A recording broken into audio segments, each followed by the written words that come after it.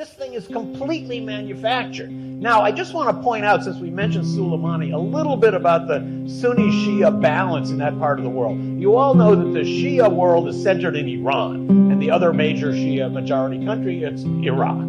So, Iran has a vital interest, more even than we do, in crushing ISIS and Al-Qaeda related groups, because a fundamental principle of those groups is kill every Shia. So that certainly gives Iran a certain reason to want to fight those kinds of currents in Iraq and in Syria. That's why Soleimani was a great hero in Iran. He is the greatest ISIS killer of all time.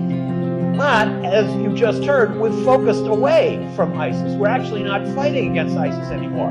The way to crush terrorism in the Middle East is to build up strong states, strong central governments that control their territories and have armies. We are fighting against that. We don't want strong, stable states, because those that are going to emerge are not going to be subservient to our will. A stable Iraq under the government it has now, a stable Iran under the government it has now, a stable Syria under the government it has now would be great tools in fighting radical extremism. But we oppose that because those governments would express the will of their people, and that's not the will that we want them to express.